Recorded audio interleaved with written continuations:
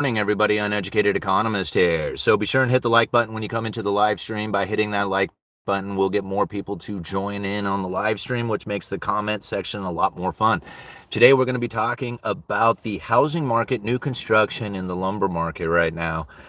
Left a couple of links down in the description, but if you just go and Google it yourself, and I really suggest you go and Google it yourself, because the articles that are coming out right now talking about the mill closures, mill curtailments, shutdowns, you can find them happening all across the nation. Now, granted, a lot of these articles don't give necessarily a clear explanation of what it is that has taken place. But I can tell you, this is something that I kind of pretty much predicted years ago, like even when the lumber prices were moving to their all-time highs through the bullwhip effect, like understanding the economic impacts of the bullwhip effect, where oversupply, undersupply is created through the misunderstandings of where inventory levels should be. We're really seeing that take place. Now, it's on top of a massive regulation issue that is also hitting the industry, as far as it's making logs very expensive going into the mills themselves, which is just more added input cost on top of labor cost, energy cost, and everything else that goes into it, transportation cost, right? On top of all that, lumber prices have come down dramatically because the demand for lumber is not nearly as prevalent in the economy as it was a few years ago, as everybody was moving out of the city and into the country trying to take advantage of the situation. Well, not necessarily take advantage of the situation, but having to take advantage of the less populated areas, causing the prices of those homes to move up. Can I say that right? Yeah. So now we find that new construction was very difficult as far as finding the labor, finding the material, finding everything that goes into it was, extremely elevated. Well, as time went on, the price of lumber had dropped dramatically, and we are seeing that be the case today. And again, like predicted from the bullwhip effect.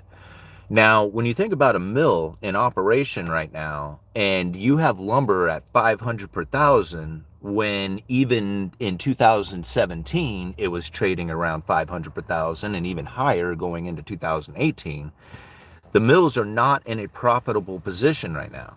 You add a bunch of input costs that are going into it, and you're going to have mill closures and curtailments that are going to be running rampant through the industry. That is exactly what we are experiencing today.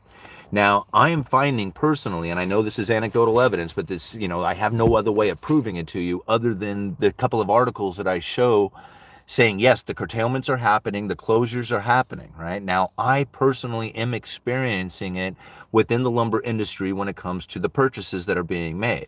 There is a lot of lumber to be purchased, right? There is a lot of mills, there's a lot of, grades of lumber, a lot of species of lumber. But when it comes to like the futures price, it's standard and better Doug fir from the Pacific Northwest going to Chicago. And now this added rail cost should actually create the future, or put a higher price on the futures, because it should incorporate this rail cost going to Chicago. See, back when we look at 1,700 per thousand just a few years ago on lumber prices, that didn't include the rail cost to Chicago. This has changed just recently. So really, the price of lumber should be a lot lower than what it is if we didn't include this rail cost going to Chicago, right? It should, I don't know what the added rail cost would be, but it should be less than what it is today, at least on the lumber futures. So the mills are getting even less when you think about it. So now, what's going to happen with the industry? Well, we have curtailments and shutdowns and depletions of inventory. That means at some point in the future, there will be a reversal. Like, this will not continue on forever, right? It's a cycle, just like all cycles. So to think, okay, what could it look like when that does change? Who knows when it's going to happen at some point in the future? There is going to come a demand for new construction. It's going to ramp up. There is going to be a demand for lumber that is going to ramp up.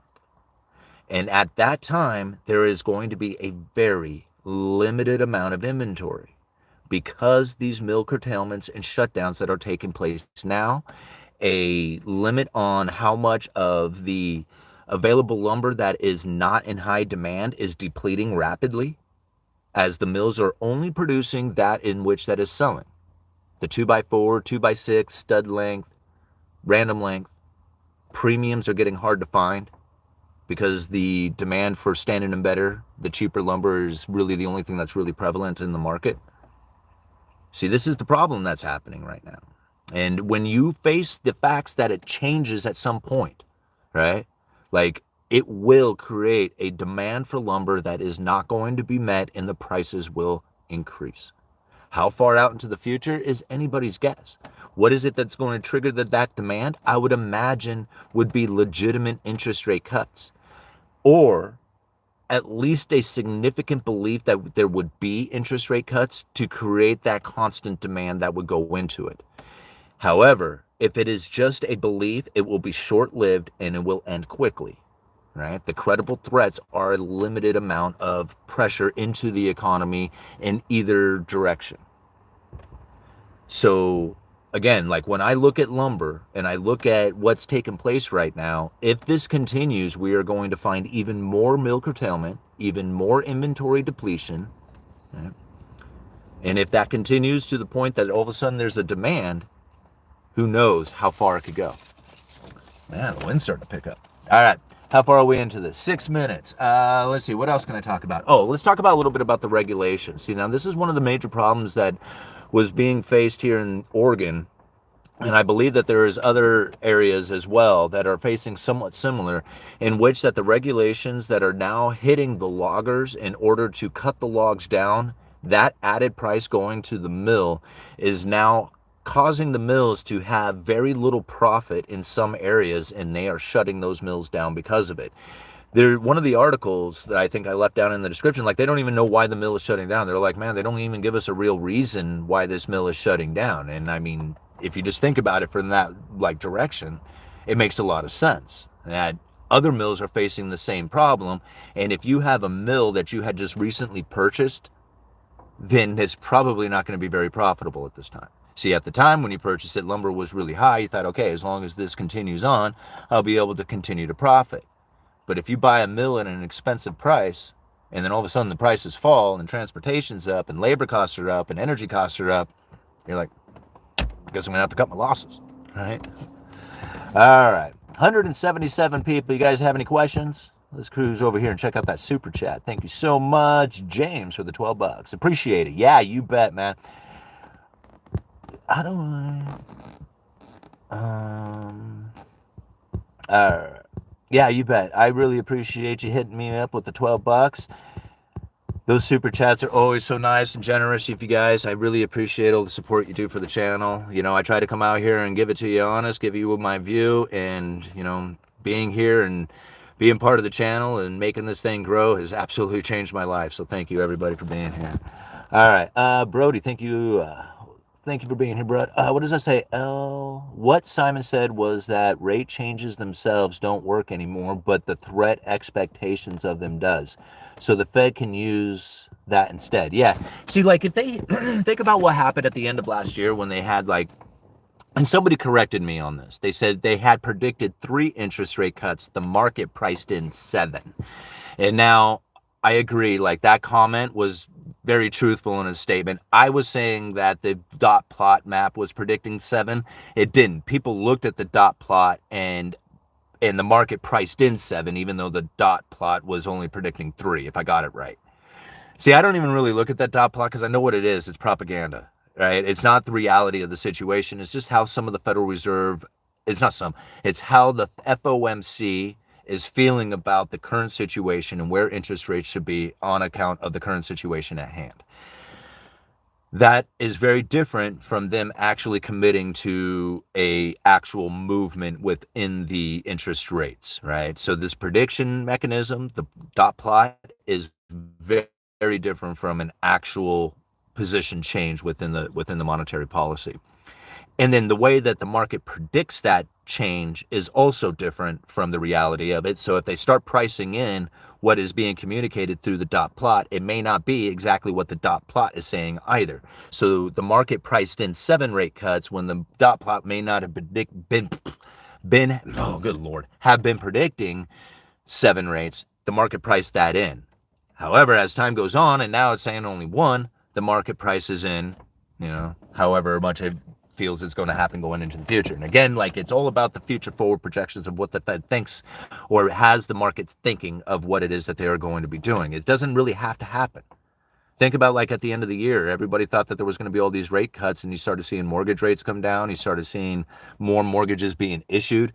It was very stimulative to the economy. You started seeing, like, the stock market increasing. The labor market was still doing quite well. This is all during a time in which everybody was anticipating recessionary, appearances to be taking place. The pressures are there. The obvious signs that recessionary things are happening, like, good Lord, I'm having a hell of a time talking today.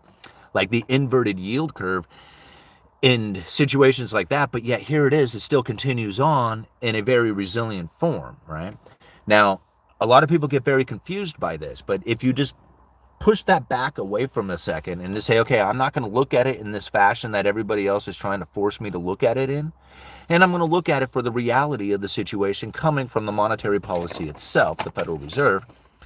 You look at it and they knew through their communications that the adjustment of interest rates was going to become an ineffective tool, right? And this is something that is so difficult to communicate because it literally has to change your entire belief system, right? Because everybody knows how the Fed works, right? They all know it. Interest rates go down, prices go up, right? Something like that in nature. Like, it's really simple.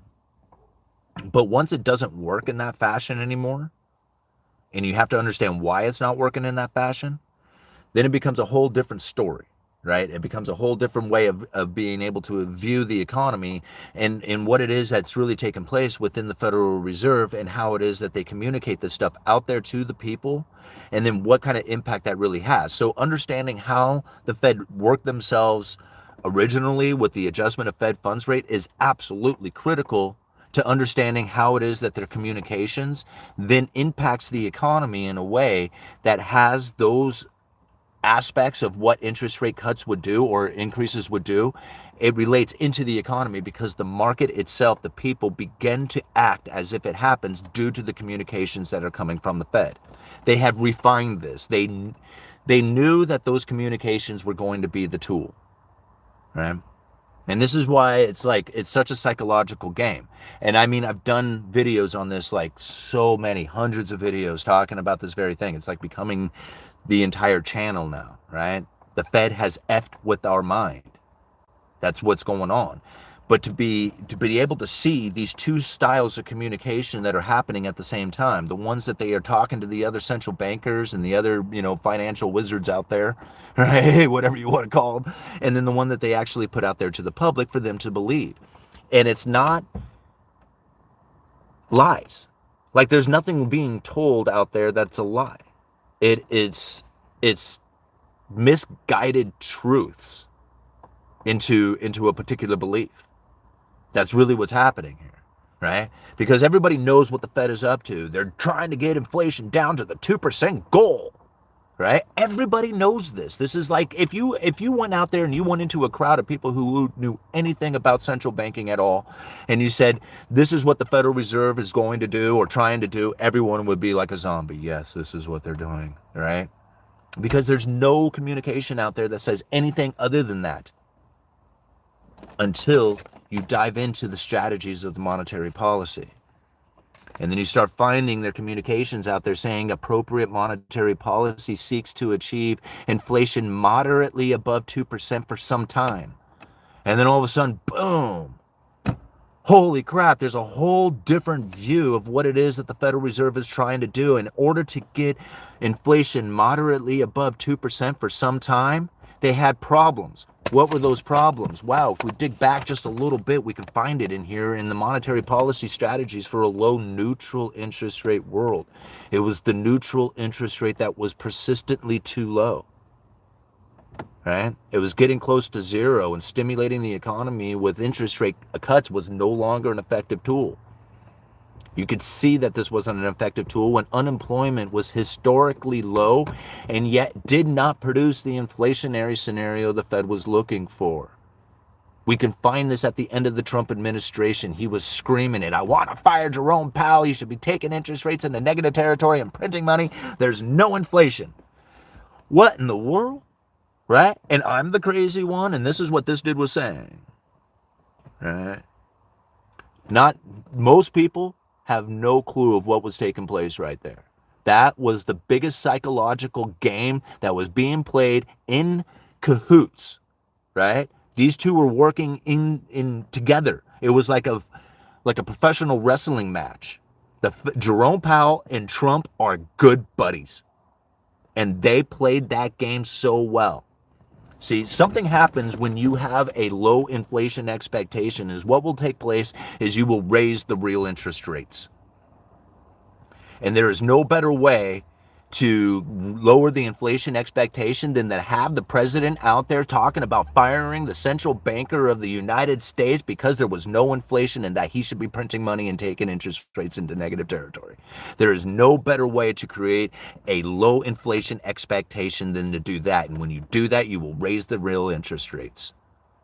Raising the real interest rates was the goal because the Federal Reserve ran out of monetary policy by raising interest rates. They could only get to 2.5%.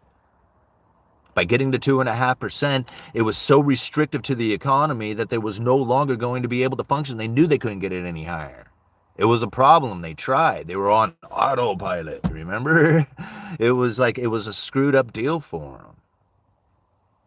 And they realized then, it's just like, man, this is very difficult to communicate out there in order to get these interest rates elevated so that we can get our monetary policy back.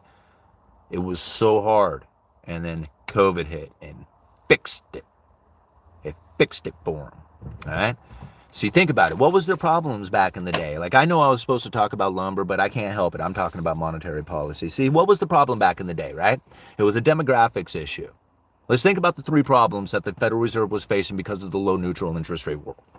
Right? Nobody else is going to talk about it. I'm going to communicate it out to you because everybody wants to talk about inflation's way up here when it should be here. Who cares? Right? They want an inflation expectation that is elevated. By believing these two numbers are fake or whatever, you're actually falling into the Federal Reserve's trap. Right? So let's think about this for just a second. They had a low neutral interest rate world that they needed to fix. The number one problem that they faced was a demographics issue. There was an older population. You don't believe me? Listen, it was right here. Today's low neutral interest rate reflects a culmination of trends extending back 25 years, right? Three main global trends appear to account for the bulk of the dollar decline in the neutral interest rate over the quarter century. One is demographics. Populations are aging as people are living longer and birth rates have fallen. That was a problem. There was too many old people. Very interesting. What happened? Just saying. 2018, John Williams talking about one of the major problems that we were facing in this world was too many old people. That's what it says right there. Like, I mean, I know that I'm saying it more blunt. He was a little bit more eloquent in it. But whatever, that's what the case is. Not enough babies being born and there was too many old people. One of the problems. What happened after COVID? Just saying. Okay. Second is productivity growth, right? Productivity growth. Well, what's a way to understand productivity growth, right? Well, okay, let's take it back to just being an individual person for a second, right? Say I'm an individual person, I want to be a plumber in my town, but I go in to start a business in my town and I find there's too many plumbers in my town. There's not enough new construction taking place to be adequate for a new plumber to come into this particular area. There's no room for growth, right? But all of a sudden you have an area where there's a bunch of apartment complexes and new businesses getting started and there's need for plumbers in there. Well, there's room to grow. I can start my business, right? Low productivity growth taking place around the world. That was the second problem, right? So think about after COVID, how many businesses, how many people got hacked, right? How much new manufacturing was stimulated during COVID, right? Think about we had to build a more resilient domestic supply of face masks, right? So we had all this investment going into personal protection stuff and then building of these face masks. As soon as that the economy opened up again, there is no way that Americans can compete with the face mask production of China. And there ain't no Americans who want to buy American masks. It's all hospitals, and they want to buy the cheapest thing in the world, which is going to come from China, right? So, same thing. Productivity growth got hacked during the COVID. There was a bunch of stimulation going into it, right? Trying to fix the growth problem. Again, like, I'm not saying that it was done on purpose. I'm just saying, hey, during that time, this is the problems that they were facing prior to COVID. Think about what happened during COVID. Okay, moving on. Number 3, right? So we had demographics issue, we had productivity growth issues. Both of them somewhat not necessarily solved, but being dealt with during COVID. Last one. Okay, this is the biggest one. This is probably the biggest issue, and it was so difficult, and it's very hard to wrap your head around. But it was the increased wedge, right? Let me see how he states it. Let me see. How does he say it? He says, the third is the heightened demand for safe and liquid assets, which has led to a wider wedge between yields on safe government securities or central bank reserves and the yields on riskier assets, such as corporate bonds. Now, very difficult to understand what is happening here, but if you can understand that the U.S. government, right, the United States government and their debt issuance, which is their treasuries, these treasuries are the safe and liquid asset, right? Remember, this is exactly what he said. The heightened demand for the safe and liquid assets, like U.S. Treasury. Okay. So these safe and liquid assets had a very high price and a very low yield. So if you understand how a bond works, when bond prices go up, the yields go down. If you can imagine an investor who is buying a particular bond, they get a return on it. The return on it is the yield. That's the interest that it pays them. Right? Now, as the bond price goes up, the yield price goes down. This is very difficult for a lot of people to wrap their heads around. That's the simplest way to understand it. There is a way of looking at the bond in the form of it has a face value and a coupon rate. That doesn't change. At the maturity, it will pay off the face value, and along the way, if it's a 10-year bond, for example, it will have interest rates that it will pay, or it'll have a coupon that it will pay a particular interest that is fixed for the maturity of the bond. None of that changes, but the price that you pay for it will. That is very important to remember, because what ended up happening is that the U.S. Treasury price went way up and the yields came way down.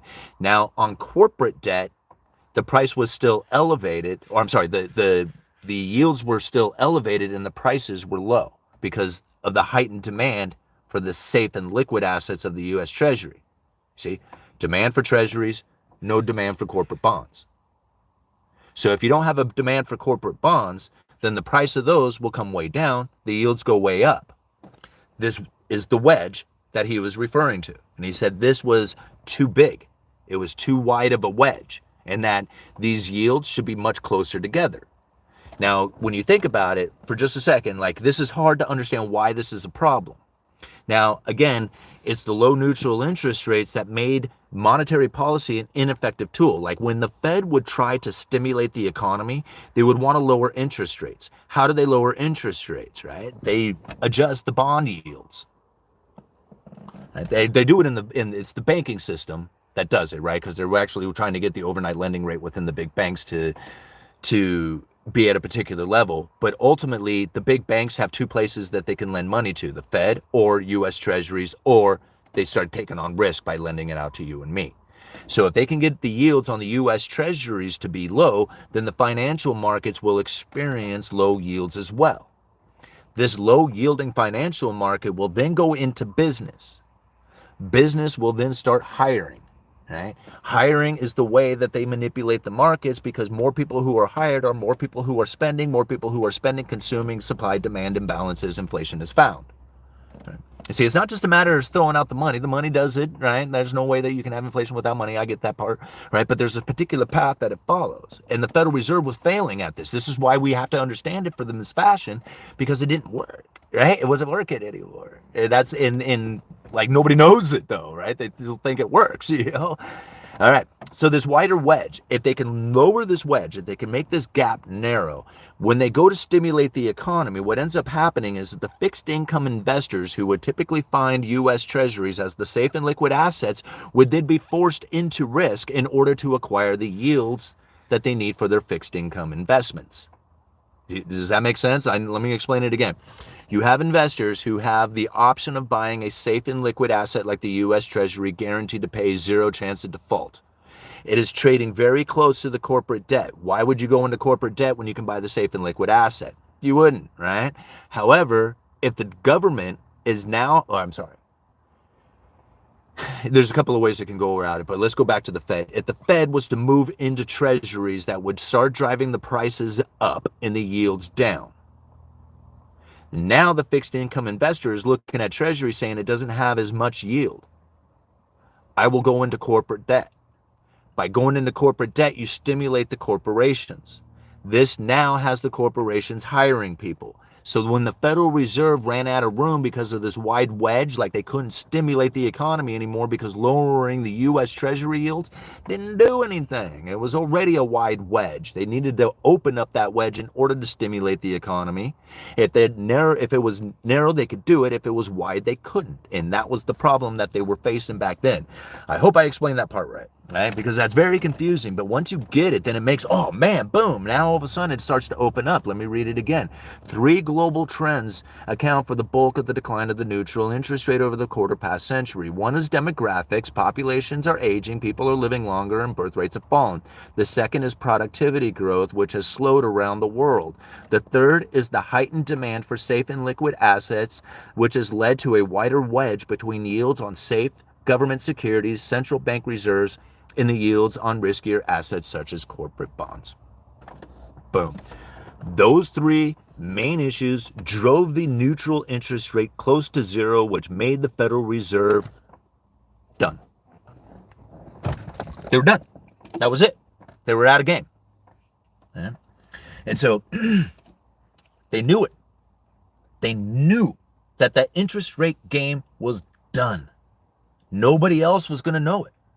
Because think about how hard it is to understand what I just explained here. It took me years to be able to do this. Of researching that one, look how long it is. It's literally not even that long. Right?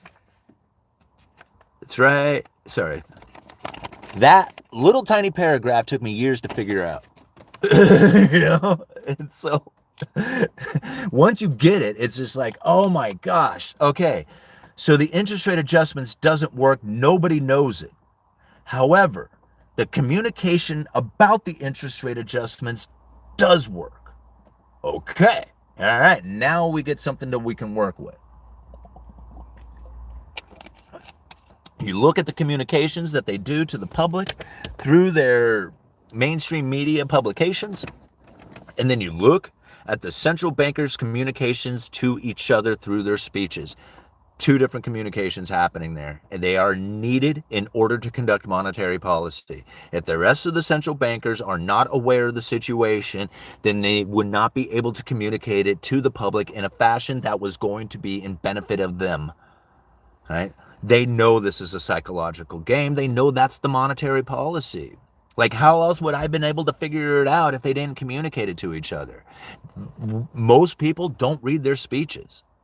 Right? Like, I mean, I can't find anybody who reviews their speeches. I have, like, my membership to my channel here is all about breaking down those speeches word for word.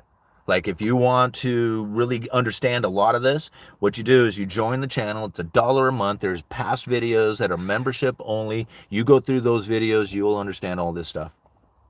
You'll understand it all. All right? And it's $1. It costs $1. Right? To go and get all the information you want. All right. Anybody want me to review, go back over, talk about, wow, look at all these comments. Holy moly. All right. Simple humans think simple terms, not a bad thing. Banksters think in 500-year terms. Most regular people can't stick to a 5-year plan. No, right? And that's the thing. Like, the more you start breaking it down, like even going back to Ben Bernanke's speech 20 years ago, like I could see the things leading up to that. Like I could go back even further. I don't think there's really much need to, right? I mean, we do it in Gresham's Law, Triffin's Dilemma, all the other stuff we talk about, but really, when you take it from that speech going forward, they knew 20 years ago, long time ago, 20 plus years, 22 years ago, right? We'd be here. And so this is no surprise. This is in knowing that it's not a surprise to them.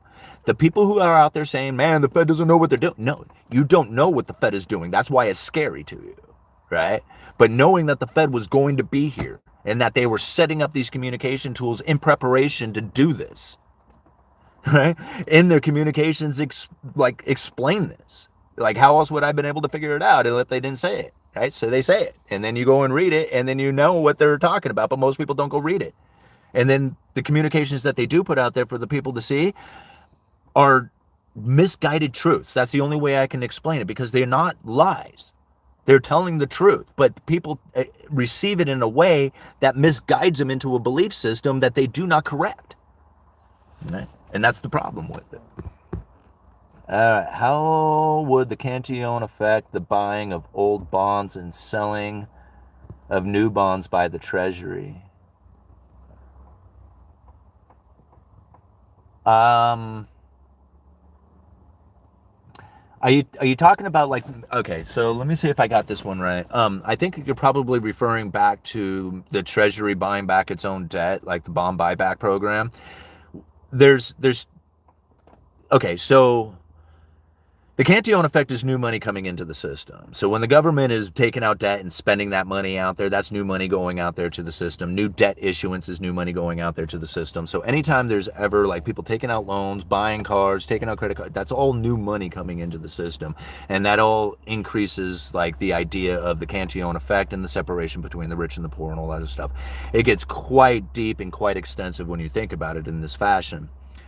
But really, when it comes to the Treasury and what they're doing is they're trying to attempt to keep the bond market liquid, right? Meaning that if somebody comes to buy or sell a bond, that there's an instantaneous trade without question, right? The moment that somebody says, well, there's no buyers, right? That's an illiquid market, right? Or, I can't buy it with whatever. Like if there's the buyers and sellers are not super present within the market, then it's a less liquid. There are bonds that, like, the yield is the same. Like you go to buy a bond, you don't really get a paper bond anymore. It's a computer entry, right? And so the price that you're paying is yielding. It doesn't really change whether you're buying an old bond or new bond. The only time that really is a difference to individual is if they're like the bank, right? And they're holding a lot of these things. So then you have premium bonds that are off the run, or I'm sorry, that are on the run, and then you have less premium bonds that are off the run. So there's a slight difference inside of them, meaning like the new bonds that are coming off are like a higher value, like,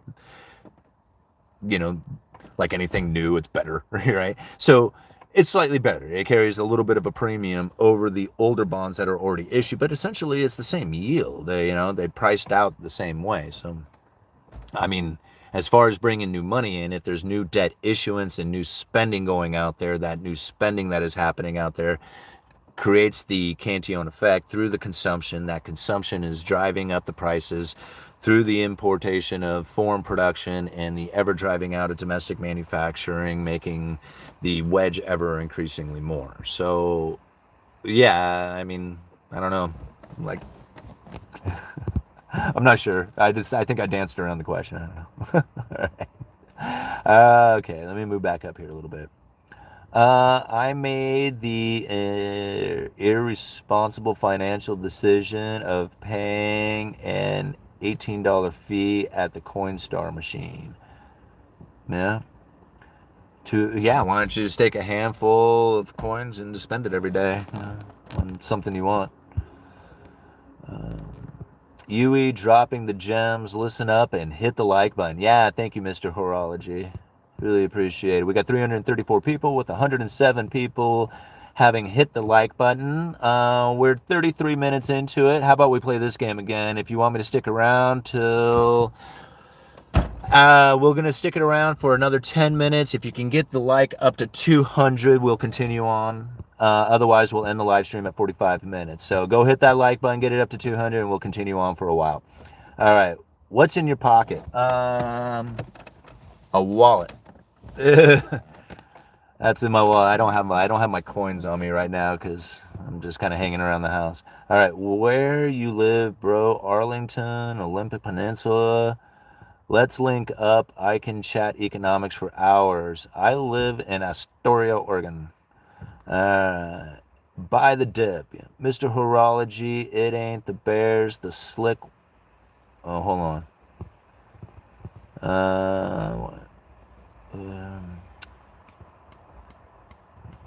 Yeah, Okay. Let's see here. I just hit the like button. Hey, thank you very much. We're up to 129. We still got 10 minutes to get it up to 200. All right. China sold a load of Treasury bonds last month for 53 million, at least 20% loss to free up yuan, according to Bloomberg. Yeah, okay. So again, there's a lot of stuff to understand from this thing, right? See, people could look at it and say China's getting out. They don't want the dollar. They're pissed off. They're like, here we're like fighting or something of that nature, right? It's just like some kind of like negative view of the treasuries or the dollar, and China wants out of it. Like they want to separate themselves from this. I don't feel this happening. Look at China dollar denominated debt. There is, let me see, did I ever find that thing? Go and Google Federal Reserve dollar funding stresses in China.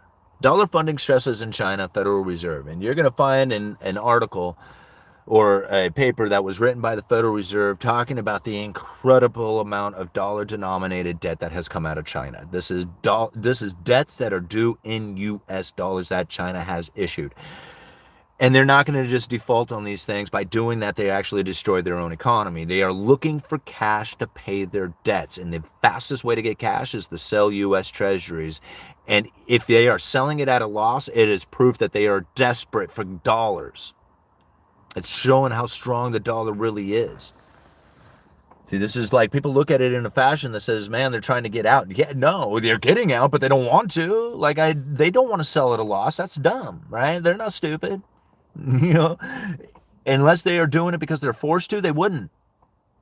They're being forced to because they have dollar-denominated debt that they have to pay. Nobody's talking about it. Like, very few people do. I shouldn't say nobody. There is people who talk about it.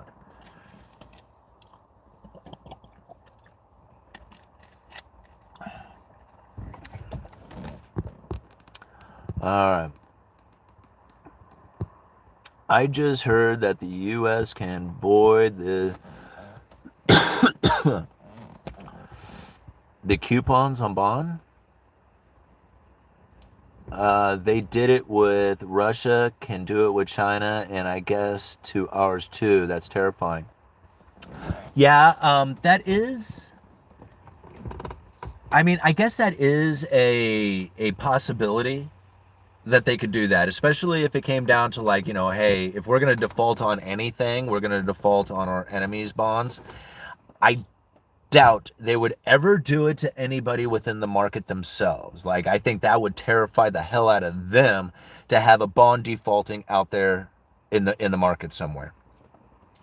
I think before that would happen, even before they would default on a foreign nation's, even an enemy, even before they default on those, I think that the Federal Reserve would buy that toxic asset. Like, they would take the failing bond, like the bad bond, and put a good bond out there. So if there was a portion of the bond market that was beginning to fail and going into default, I think that the Federal Reserve would step up and buy those failing bonds, put it on their balance sheet, wait for them to be good again if they ever did, and then leave the good bonds out there in the market to stay liquid. And if they did that, just even the credible threat of them doing that would be enough to keep the bond market liquid. So I think that would happen before they would ever default on any external bonds out there, even within the enemy's bonds, because the moment that happens, then the whole market begins to collapse from the confidence, right? If they're willing to do it to them, they're willing to do it to everybody else, and then the whole thing starts to deteriorate. So it's very important to keep the confidence alive, and part of that confidence is that there is zero doubt that the U.S. Treasury will pay. Like, there has to be zero doubt, right? Zero chance of default. And if there is defaulting bonds, the Federal Reserve says, no, there isn't. Here you go, right? We'll take that bond. You can have this one that isn't defaulting. And that's what I honestly think would happen. All right.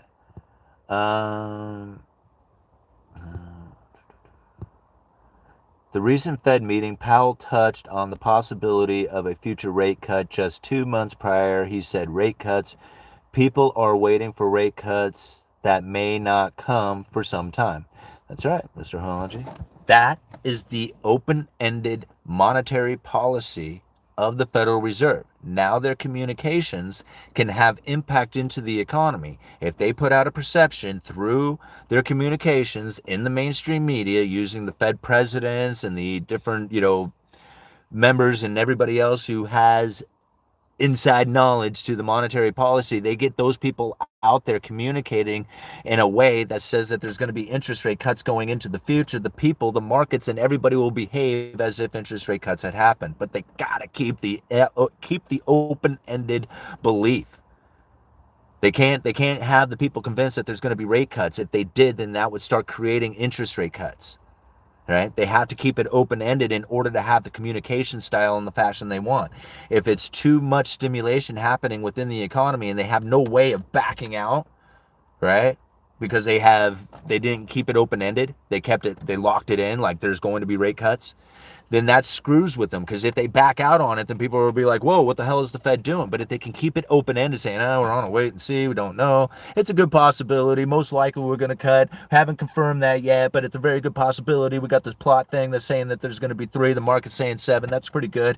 They don't have to do shit, right? They don't have to do anything. They have to sit on their hands and go like, guys, man, you all like get the damn Grammys of the year, you know what I mean? And you know how hard it was to finally understand all this? Like, I had to pore over massive amounts of documents, had to piece together things from all kinds of areas in order to assemble this picture that is now becoming very clear. Like, there's no doubt in my mind. I mean, I'm willing to go to debate against anybody out there with monetary policy. I am sure that their monetary policy is the way that I am viewing it, and by people viewing it from the mainstream media is actually benefiting the Federal Reserve because they are participating within the monetary policy itself by believing the things that are being said. Inflation's way up here. They're saying it's here. You know how damaging that is to the people and how awesome it is for the Federal Reserve? Like, if you can't see how that benefits the Federal Reserve, then we need to start the video over again, and go and read it and go and do it again. But that's what's happening, right? And like, once I seen it, it was just like, man, I can't unsee this. Like, I cannot see it any other way, and like every time they come out with another speech, it just reiterates this. Think about that one little bit. Appropriate monetary policy seeks to achieve inflation moderately above 2% for some time, and no mathematical formula to figure it out. Very interesting. All right? Everybody says it's 2%, but not the Fed. They said appropriate monetary policy seeks to achieve inflation moderately above. Nobody knows what moderate means. Is moderate 2.2, 2.7, 3.8? What's moderately above 2%? What's some time? All right. Let's see here. They're not cutting rates anytime soon. Yeah, I don't believe they will be. Our slick white race. Okay. Are you guys...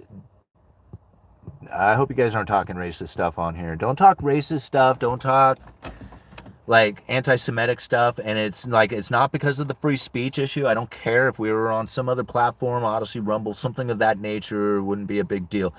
Or I wouldn't care about the discussion of it. But here on YouTube, the comment section has to be within line of the policies of YouTube, or else the algorithm will cut the hell out of the channel and may even start banning things, right? So it's very critical, not because of the free speech issue, but for the promotion of the channel and and keeping it going and keeping me, able to continue to do this stuff. It has to stay that way, and that's why I have moderators, right? And Brody knows, and All Nighter, who also says hi, he's fishing in Alaska. I forgot to tell you guys, All Nighter's wanting to say that he misses you guys and misses being in the chat. So, but I mean, I just want to explain that it's like, it's not me. It's not like I have to stay within lines of being a partner of YouTube, right? I agreed to that. It's not my platform. If it was mine and I could do anything I want with it, you could say whatever the hell you wanted. I don't care. But when it comes to being a partner of YouTube, I have to stay within their guidelines, right? Or else it screws my whole business up here. And so it's not my platform. I wish it was. It's not mine, right? It's YouTube's, and I'm happy to have it. All right. Was there another super chat? Where did that go?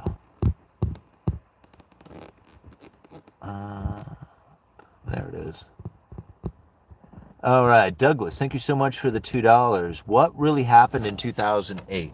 Well, okay, I don't know if there's a big secret taking place back then, right? Now, obviously, Ben Bernanke knew that it wasn't secured to the subprime, right? It wasn't isolated to the subprime mortgages. They knew well ahead of time. They had the tools and the ideas and everything ready to go. Like, they couldn't have popped off with quantitative easing by accident, right? They had to prepare for that. They had to know how they were going to deploy that. And because of the Ben Bernanke speech given back in 2002, Deflation and How to Prevent It from Ever Taking Place Here, he said it in there that they could go into asset purchases, right? Which meant that they were going to be buying U.S. Treasuries, and a lot of them. In fact, he went not only into U.S. Treasuries, but he talked about going into the purchasing of foreign assets as well. So they knew this time was coming, right? And that the move into those mortgage-backed securities, those toxic mortgage-backed securities that were being created, that was happening within the shadow banking system. I'm sure they didn't know how big it was, but I know they knew it was bad, right? Like, they had to have, or else they wouldn't have been preparing themselves for it. So, considering the situation that was at hand, this over exuberance, irrational exuberance that was moving into like the real estate market through these purchases of mortgage-backed securities that were being issued in a toxic form, right? So the people who were being lent money, creating the loans that went into the security, was completely like shit, like it was garbage, right? And so the Federal Reserve had to have known that was going to take place. And that's where they got ready for it, right? And, to me, like, it's obvious now, once the thing started to collapse, right? Once these mortgages stopped paying, once the people started to fail, that it was going to be like a huge snowballing effect. Everybody's leveraged off of each other. And if you have a bunch of assets that are sitting on somebody's balance sheet that all of a sudden become toxic, right? Their balance sheet becomes out of whack. Their credit rating goes to hell. And this thing is like contagion, and it's spreading across the world. I mean, this is something we could talk about for hours and hours, but again, like, the Fed knew that was coming, or else they wouldn't have been able to pop off with quantitative easing as quickly as they did. Now, whether or not they knew that they were going to go all the way into like QE4, I don't know if that was necessarily part of it, but I think they just knew that they were just going to continue doing it until it worked, right? And then eventually it did. And, here it was. After the great financial crisis, everybody who had purchased into assets, homes, stocks, bonds, all that other stuff, everybody was in this wonderful bubble that they made all this kind of money, and they get to spend that money back into the economy, while the working class is wondering, like, what the hell why is this wedge getting driven so much? It's because of new money, right? New money comes into the system, the wedge gets driven even more. So people who borrow money and buy cash flowing assets are saying goodbye, right? And that's what's happening. Everybody else who's thinking, no, I'm going to work hard and I'm going to save and I'm going to, be pissed off at America because they don't have a system in which that my dollars are, have a purchasing power, you're going to get left behind. It's just the way it is. Like, I don't like it. I don't want it to be that way. But if you don't understand it, then it's the unfortunate consequence. It's just like, what are you going to do? I mean, it's just the way the system's working, man. And I don't like it, but it's just the way it is. And so, understanding it in that fashion, and then understanding why it is that this wedge is getting ever increasingly, wider, and how it is that, the working class is just suffering, having to rent and no option to buy a house. It's going to get worse. Like, lumber is proving that right now. Even if there was all of a sudden a demand for houses to be built, there is not a lot of supply out there of lumber to build those houses. What happens when you have a supply-demand imbalance? Boom, prices move up. Lumber's going to become expensive again, and so will new construction. And house prices can't come down if new construction is expensive. Right? It's about adding new inventory. There's a gap in production taking place. Anytime you have a gap in production, you're going to find that there's going to be limited inventory. I mean, as much as people wish and hope and dream that there's going to be a housing market crash so that they can buy in, unless you are sitting on hundreds of thousands of dollars prepared to buy that house, the chances of you getting a loan are going to be very low. What are you going to do? What's going to end up happening is those housing prices crash and people with money, the rich, are going to buy. And it's going to be even more separation between the rich and the poor. There's no system in which that this doesn't take place until it collapses, right? The wedge grows. It doesn't shrink ever. The moment that it shrinks, people are going to feel pain and suffering and misery, and they will beg for it to be the other way around. And then we have wider wedge again.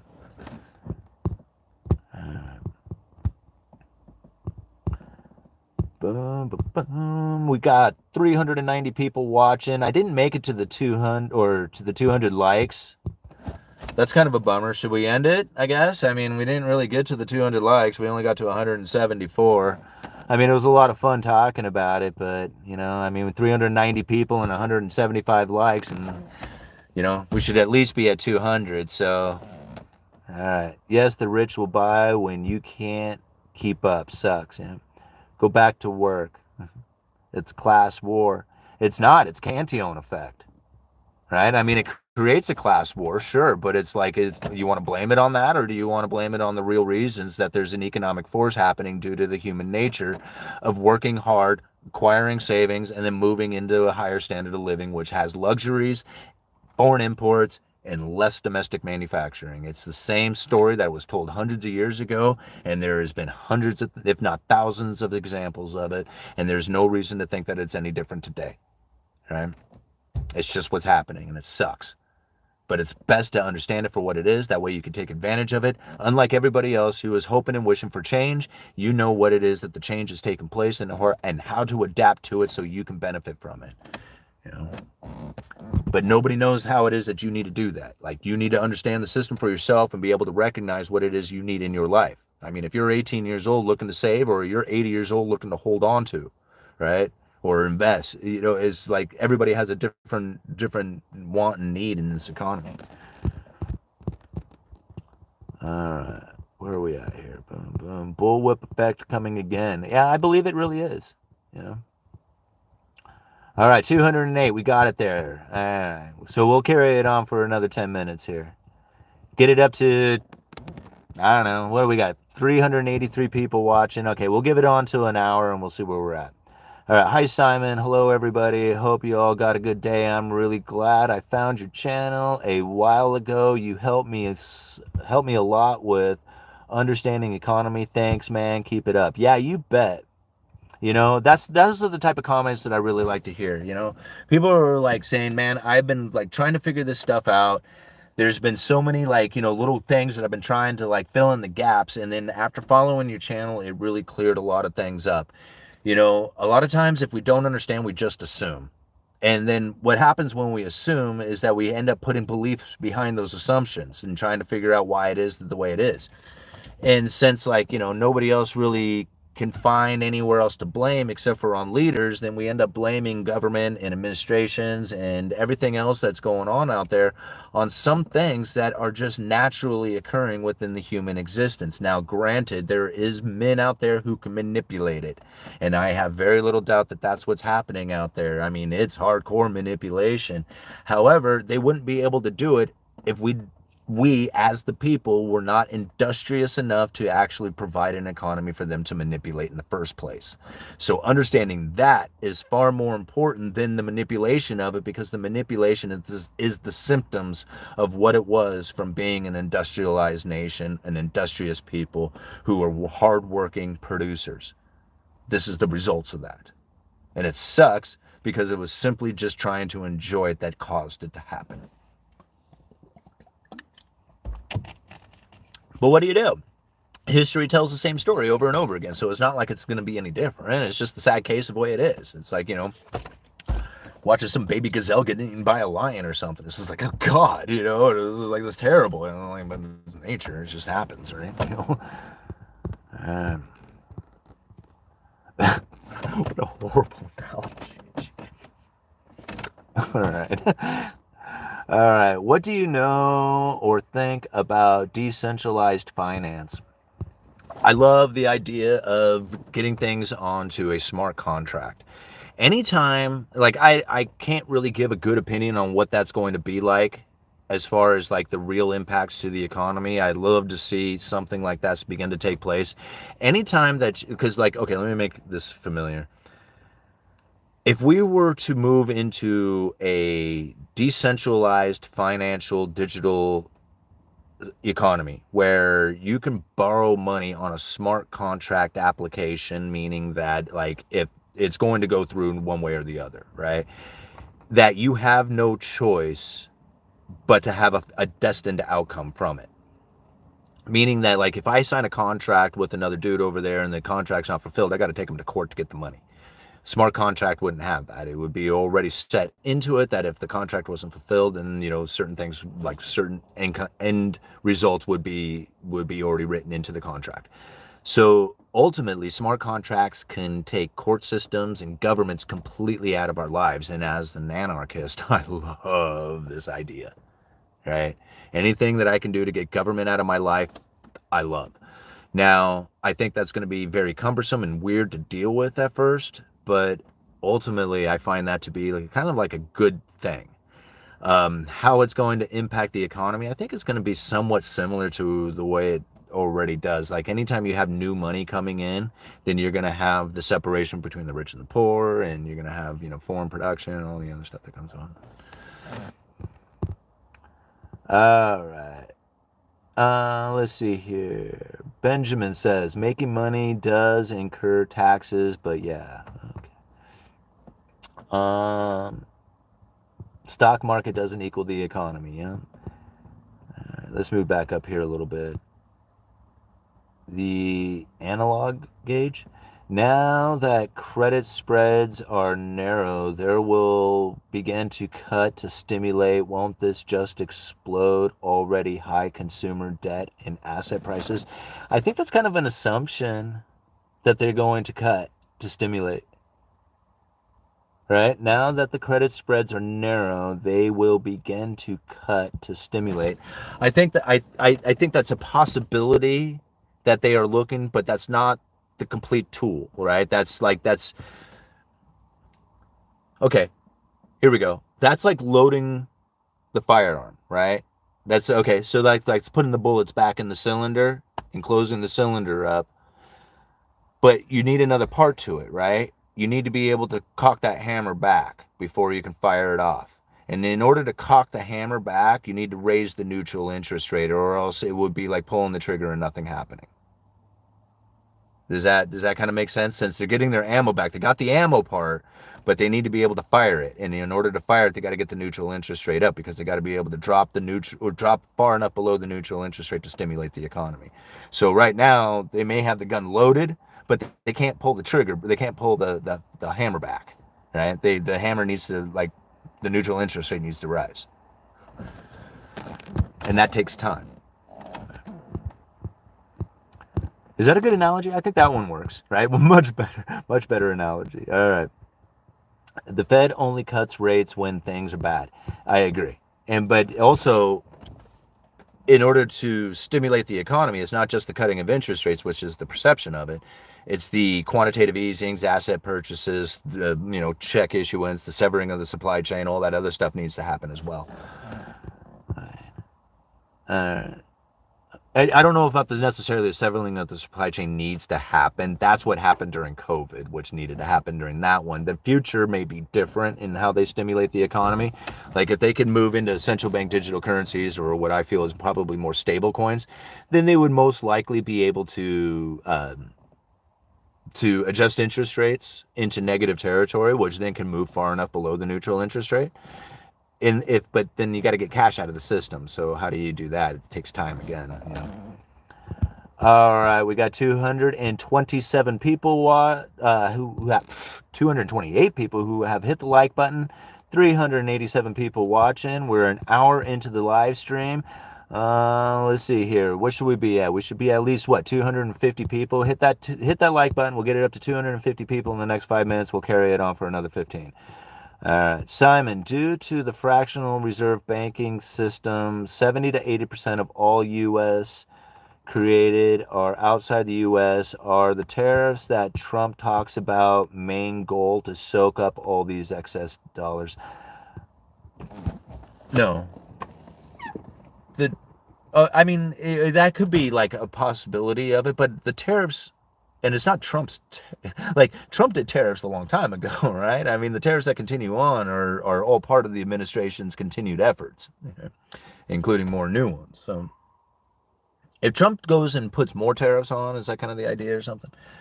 Here's the thing. It's not to absorb or to deal with the excess dollars or anything else. It's to prevent cheap foreign production from coming in. It's trying to keep manufacturing here. That's it. The results of this effort may be all kinds of things, right? Including that of maybe absorbing the foreign dollars or foreign U.S. dollars that are outside the United States, right? Or the U.S. dollars that are sitting by foreign holders outside the United States. There you go. The tariffs might absorb some of that. That might be a result of some of that, but that's not the intent. The intent of it is to prevent foreign production and to put pressure more into the domestic manufacturing, right? Upward pressure, right? Meaning that, like if you have less consumption of foreign production, then you'll have more consumption of domestic production. So anyway, that's what tariffs are all about. Tariffs and subsidies are about that. All kinds of other things results from it and can be used as like, hey, is this a reason? Well, I mean, I guess it's added benefit or something, maybe, All right. Who will win the election in November? I don't really care. I don't know. I don't like my care over that part of it is so low. Like, it doesn't make any difference to me. Like, it really makes zero difference to me who is president of the United States. And the main reason why it makes zero difference to me is because as an Oregonian, I don't get to vote for president. Right?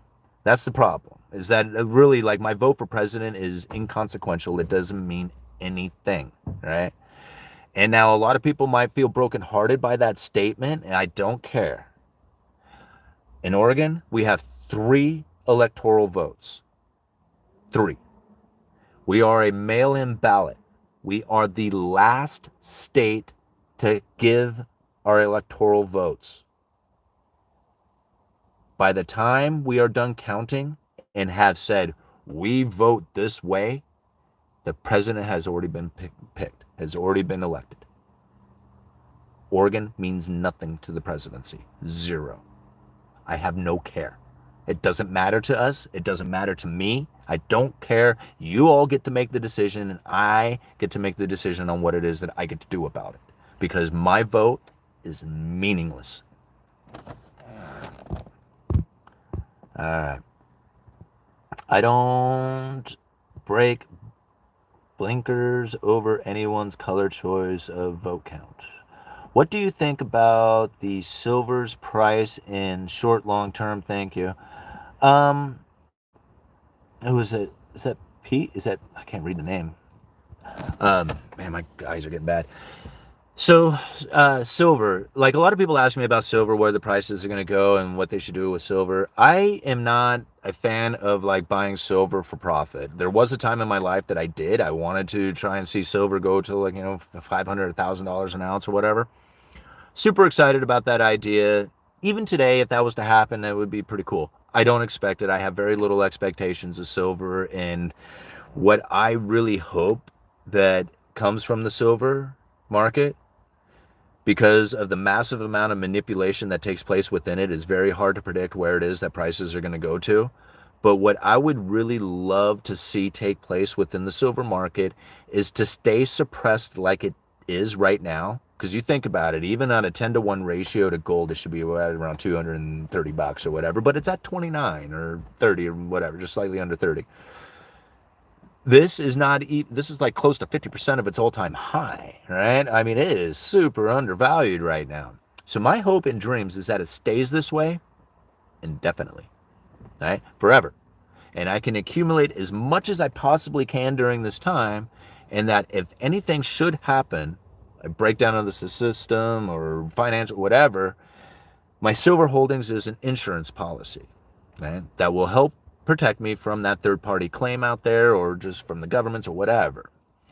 If nothing happens and silver stays suppressed the entire time and I'm able to accumulate a lot of silver if I can, I'm going to give that to my kids, and hopefully they will have an understanding of it very much like I do, and that it is an insurance policy, and it's about accumulating and stacking as much as you can and giving it away for an inheritance until there is some sort of critical economic failure that prevents you from having any other choice except for to use the silver.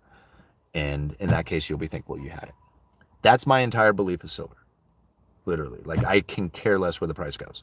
The only thing I care about is how much I can stack. It's all about the ounces, right? How much can you get? And if you can get it forever at a cheap price, be thankful for that. When it goes up to a $500, $1,000 an ounce, it's probably not going to be a very good economic time going on out there, and we're probably going to wish for different circumstances. So I don't look forward to it. Like, I don't look forward to a day that silver is at $500, $1,000 an ounce. It's probably not going to be a good time. All right. Now, people might get excited. It was just like, man, but I'll be able to trade my, handful of ounces for a house. Yeah, that might be cool for people who position themselves well, but think about the economic environment out there. People are going to be very pissed, right? Like, you can create a good life for yourself now. You don't have to wait for it, right? It can happen now. But if you're anticipating that there's going to be a good life for you because of silver going up and the rest of the economy is failing, it's like, you're hoping for the bear to get your buddy while you run from the camp. That's what you're saying. Like, think about it in that fashion, because that's really what you're thinking about. Right? I don't want to see that. I want to see silver stay suppressed so I can load up on it. That's my hope. All right. Nothing beats silver, chat. No. I doubt the circumstances are going to change more than they are. We already broke. Might as well be $1,000. Silver is also being used more and more industrial, solar, and military applications that are not recyclable. Asia has higher value than Wall Street. Some people are saying it will go to 500 in the next 5 to 6 years. Silver, baby. All right, that's wishful thinking. Silver is used in everything, and it cannot be mined forever. Here's the thing. I could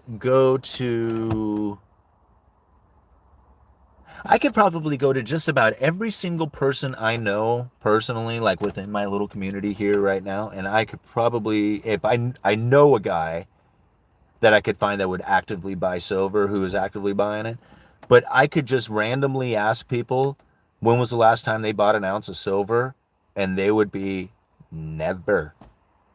Never have they went out and pursued a single ounce of silver. Because if they did, it would be gone.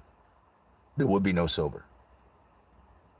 See, this is what's crazy about it, is that the amount of production is so limited that if every single American went out there to try and buy just 2 ounces of silver, it would eat up the entire world supply.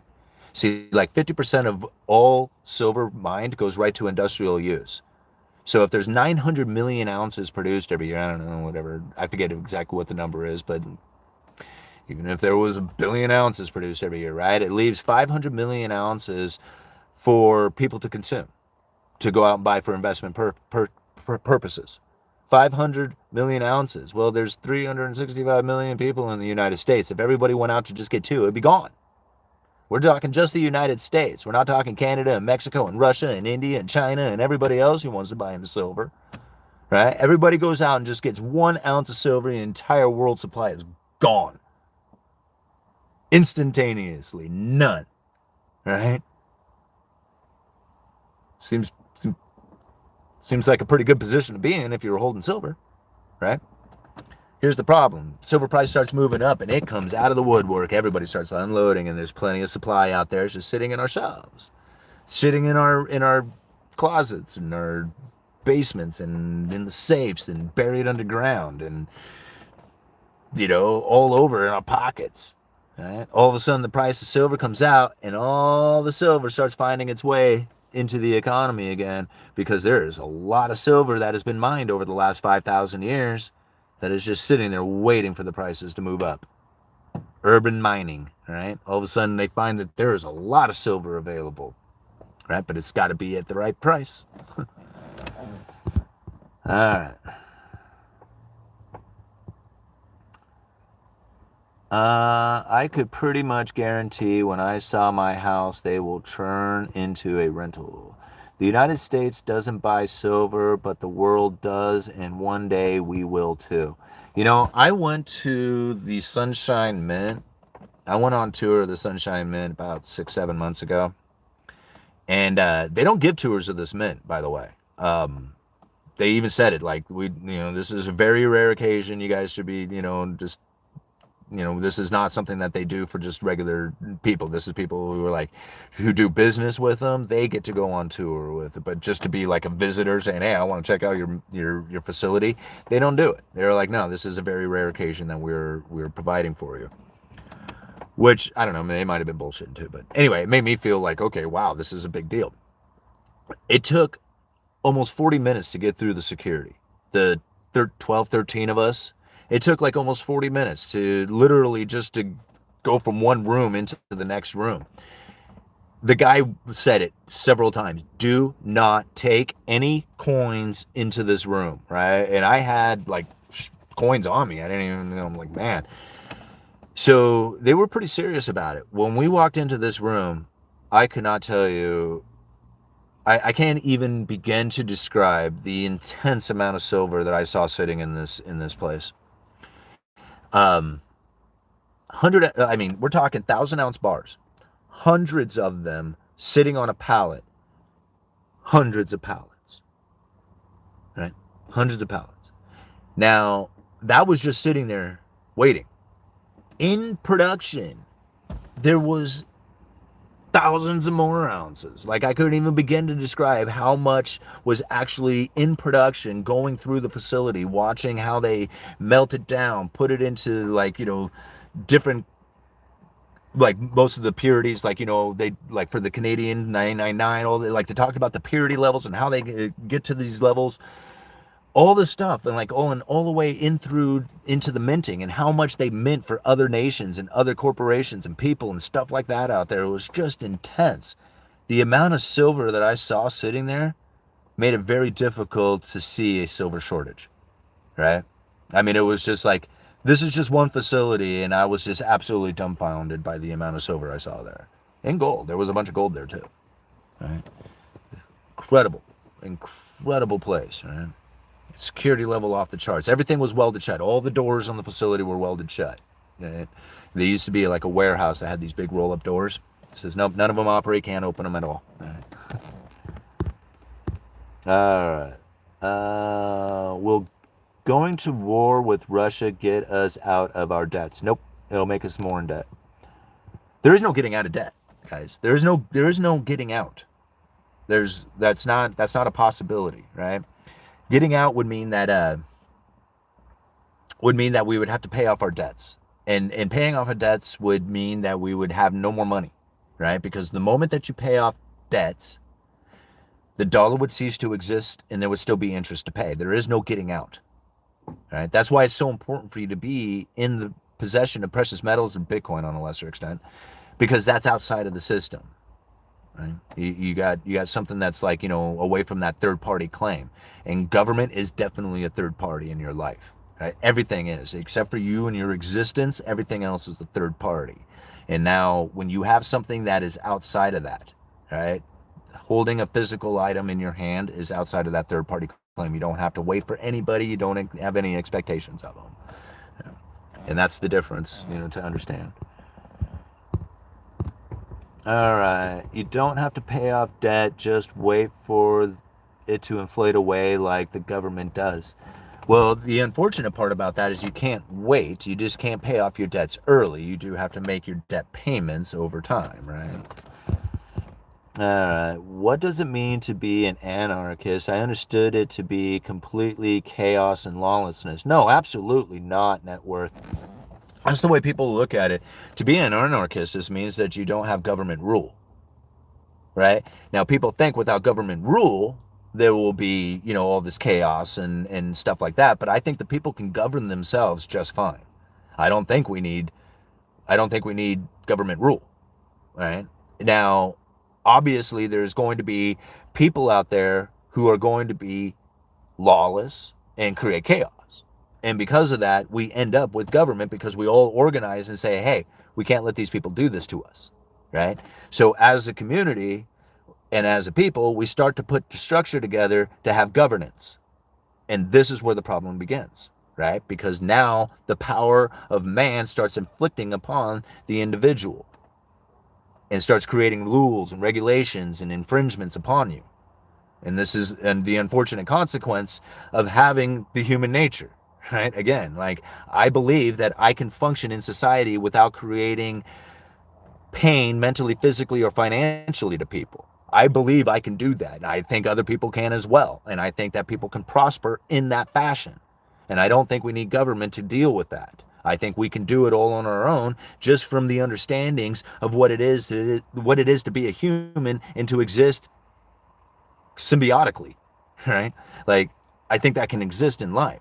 Now, I find it very difficult to find how other people are going to see it that way, right? And so therefore, I have to live the existence I want, which means that I don't want government in my life. I don't want to do any of the participation like a lot of people else are forcing me to participate in, driver's license, taxes, stuff like that.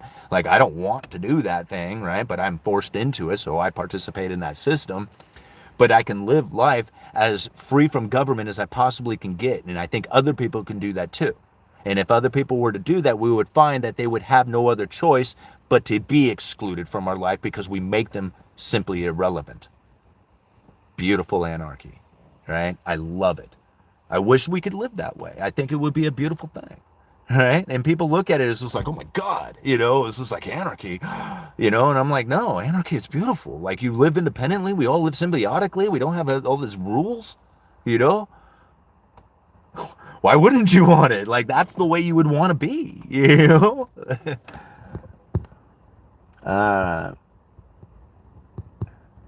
Smash that like button. Yes, we are an hour and 17 minutes into it with 268 likes. I tell you what, if we can get it to 300 likes in the next, say, 10 minutes here, right, that'll put us right about 130. We get it to 300, we'll continue on. But yeah, we're at an hour and a half. And these longer videos, they're not as good for the algorithm. The people don't like them as much. They like the first 10 minutes of it, but then, who has time to, go back and listen for 3 hours on something? Like, it's one thing if you're participating within the communications and the chat and having fun, and being in the room, right? But it's another thing to have like this 3 hour long discussion to listen to, unless, like, maybe, I don't know, maybe you listen to UE while you sleep. That would be cool. What you say your actual net worth is? Are you on track for your retirement? Still working? No, I'm not on track for retirement because I got such a late start. So for those of you who are wondering how much my net worth is, it is very low, right? Just a few years ago, I was completely broke, in debt, had no money, no car, no stuff. Like, I had, like most people have stuff, like stuff for their house. Like, I don't even have stuff because I was so broke. All my stuff was crap. So over the last few years, I've changed the way I'm doing things. And mainly, I had to quit drinking, right? Drinking was the biggest change to my life. It took forever to notice the change, but it was the biggest conditional change in my life. And once I quit drinking, then I was able to start thinking correctly. And it took a while to do that. It was a lot of understanding from what it is that was going on in my head that got me into drinking in the first place. I had to fix a lot of that stuff. Fixing a lot of that stuff. I don't know how you want to call it, right? Everybody's on their own personal quest. But understanding that this is the issues that I was facing when I started getting into YouTube. It's like, people look at it, they see all this clout on YouTube, they see me go to the Rebel Capitalist, they see me do all these things, and they think, oh man, you're rich, right? And I'm thinking, no, I am on my way to being rich, right? I am on my path, I'm figuring it out, doing the things that I feel that I need to. But ultimately, when I bought this house, I put every single dime I had on it. right? They took everything. It left me with $300 in my bank account. After that, I had to come up with all the money to pay taxes from all the money that I had earned because I used my tax money to put down on the house. So I was broke for a year, more than a year after I bought this house. I've only been in it 2 years, right? So it's been the last year that I've had a chance to even, have any kind of breathing room, which it doesn't even really feel like breathing room. It's just barely getting started. Right? I have a lot of ground to make up. I have a house that I'm trying to, make into a house. We can't just sit there empty, right? You've got a house. You got stuff that you need to put in it. It's just, life isn't easy. Now, in my personal quest to try and acquire the things that it is that I feel I would need for retirement, I'm building up a stock portfolio. I'm building up a decent Bitcoin holdings. I have my, real estate here that seems to be going up in value, right? So all these things combined over the last few years is actually giving me quite of a decent boost, not necessarily to my cash holdings, but to my assets or my liquidable assets I guess if you consider the house a liquidable asset, right? When it comes to those, I've actually acquired quite a bit over the last couple of years, and much to my surprise, because I didn't think the house would go up. I thought it was going to go down. But since the opposite happened, it really just, everything has gone much better direction than I had ever even hoped for. So I'm on the right trajectory, but I'm a long ways from achieving any kind of goal, right? All right, the family's back. Nice.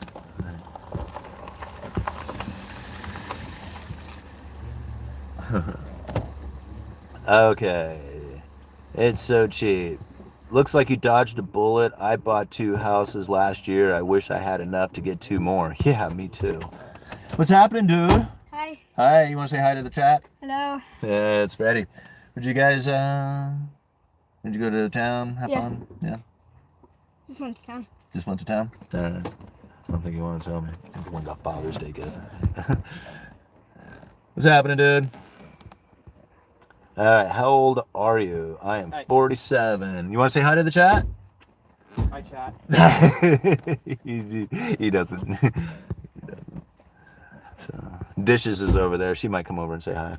You got blue fuzzy dice. You should focus all your money on your real estate portfolio.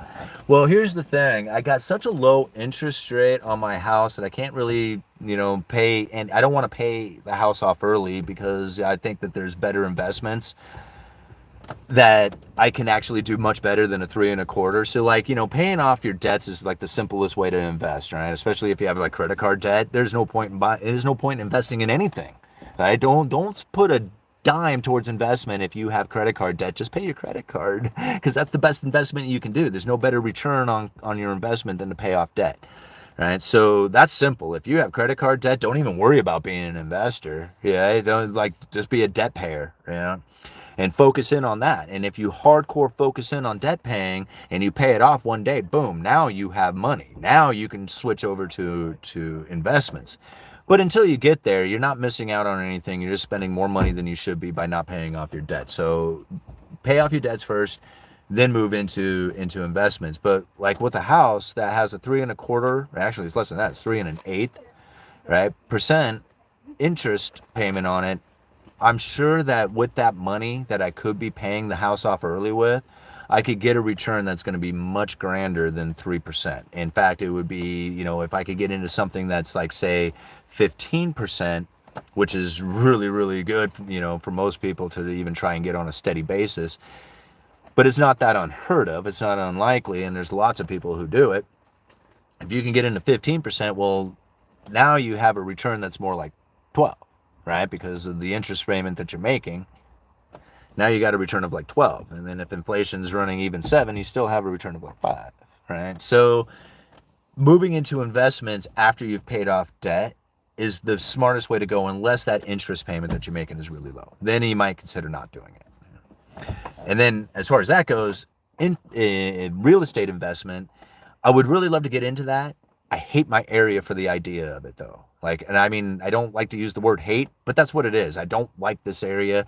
It's too expensive. It's not conditioned in which I feel that is going to be appropriate for a first time landlord to get into, right? I think there's other locations that are going to be much better and much more profitable and more in the condition of which that I would be looking for, not this area. And now that also now has me concerned, and this is all excuses, but since we asked, this now also has me concerned about being nimble in the fact that I have a day job and not being able to get to that piece of property if there was ever an issue with it. So if it's a distance from my location, I would have to take time off of work in order to get there. That makes me concerned. If I didn't have that day job, then I might be more open to like trying to find some distance away from my location in order to buy into real estate. But anyway, that's my major concern right now. But I am in the mindset of owning rental properties, right? Especially coming into the future for retirement. I would love to travel around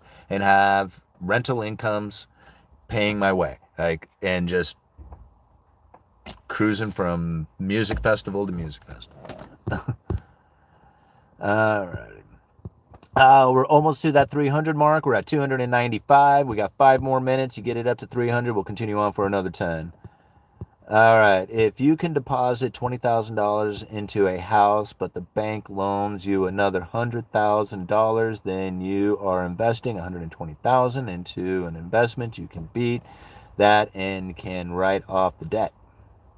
Yeah, I'm not saying there's not possibilities. I mean, there's all kinds of it. In fact, that's the only way to really do it, is to borrow money and buy cash flowing assets with it. It's really how all the people I know made money. Like, pretty much everybody I know who has any kind of serious amount of wealth, almost all did it in real estate. Almost all of them. Like, so to reinvent the wheel into something else would be kind of foolish when so many people are proving this is how it's done. Right? And even I myself, quite accidentally, through the purchase of this home, watched it go up dramatically. Even found myself like with a net worth of like, as far as like my asset holdings increased dramatically because of it, right? If I didn't buy the house, I wouldn't have gone, that wouldn't have happened. Thank you for sharing your time with us, Simon. Yeah, you bet, Brody. I never borrowed any money. Well, good for you. All right. We're at 297. We got 3 minutes, 3 more likes, and we'll carry on for another 10. All right. My grandmother says excuses are like assholes. Everybody's got one, and they all stink. I totally agree. And that's why I said it. Like, I straight up admit it. These are excuses, right? They're not reasons. And like, if I had reasons, then that would be different. They are definitely excuses. You got to, a lot of people, again, you have to understand, just because I'm out here on YouTube, done a lot of the things that I have, it's not like I have a lot of experience in being in the game of investing in real estate and all that other stuff. I've watched it. I've seen it. I'm participating in ways that, I feel are appropriate for my condition that I am in right now. And I hope to someday be there, right? And you're all going to watch the ride. This is it, right? Cool. We got it up to 304. Okay, we'll carry it on for till an hour and 40. We'll see where we're at. Okay, what I mean is you take the equity out of the home and you live in and purchase another home using the equity in your home as the down payment on a second home, rent it out and do it again and again. Yeah, and that's kind of my intentions, and I hope to do something of that nature. My problem with that being is that I take out the equity loan in my house and then the house value drops, right? Now I'm feeling very concerned and uptight and frustrated and not feeling very good about what it is that I've done. Now, fear factor, great, steps in there, totally legit, happened to me before. Am concerned about the consequences from that. But I'm not, like, it's not holding me back, right? But it is a major concern of mine. So just part of it. And it does, like, I do think about that. It's like, man, there is, close to $100,000 equity in this house that I could pull out, which is just amazing. It's there, right? And I'm not terribly excited about it, and I'm not denying it. And, I look at it as a possibility. We use other people's time and other people's money. There is only a limited amount of time. Use it wisely. Kulak, quit it with the caps, please. All right, ask for 30K. All right. I like holding cash. It's security. If there's a crash, if you don't have cash, you will be out in the streets. It didn't go up in value. Your spending power dropped. Not on lumber. Your purchasing power on lumber skyrocketed. For right now, anyway. For the time being. All right. I'm not mocking you or anything. I'm just letting your customers know how it's done. These aren't customers. These are viewers. All right. I'm done. I'm about to sell rural for urban city living. I'm done. Check, but homeowners associations? Simon, how do you feel about holding on to cash these days? If you're holding it for a strategic purchase of buying something in the future that's going to come up with that buying opportunity. Like, holding cash isn't exactly the greatest deal because there is the loss of purchasing power over time. And people want to complain about that. Like, they get upset or uptight that there's this loss of purchasing power on cash. But cash isn't meant to literally have a value that holds on to purchasing power. Like, I know a lot of people wish it did or want it to or, dream that it should or something of that nature, but it doesn't. It just doesn't do it, right? So you have to understand it for what it is. It's a currency. It carries one thing to another. It carries goods and services to other goods and services. And so to understand that there is going to be a time in which that those transfers of goods and services can adjust in prices not only up but down when there is buying opportunities. If there is a slowdown in purchases happening out there, the only way to really make purchases take place is to lower the price of it. Just like it is to bring prices down, stop buying stuff and you'll see prices move, right? So again, like the idea that let me back it up here just a little bit. Man, you guys are just flying through here. So again, the idea of holding on to cash is only if you're planning on having that purchasing power going into the future that has the buying opportunity, right? To just hold on to and say, I don't know. Like, and you can anticipate, well, you're probably not going to buy as much going into the future as you can right now.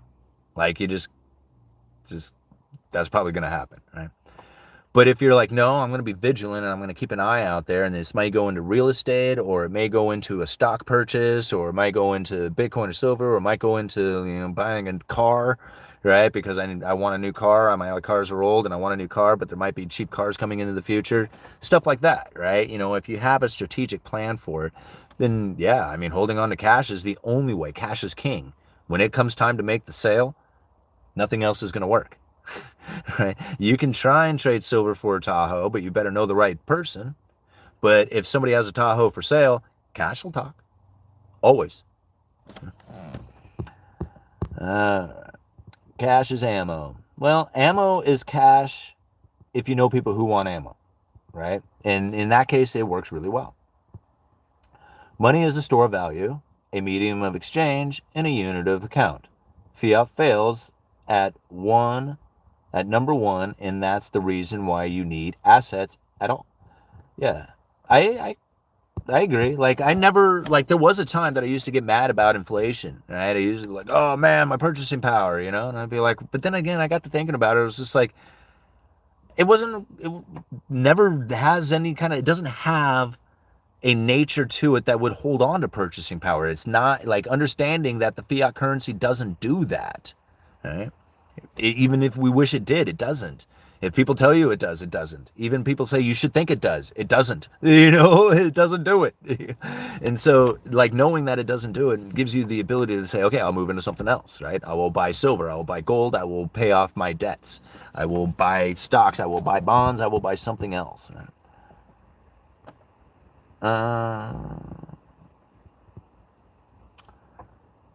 Money is just a tool. That's right.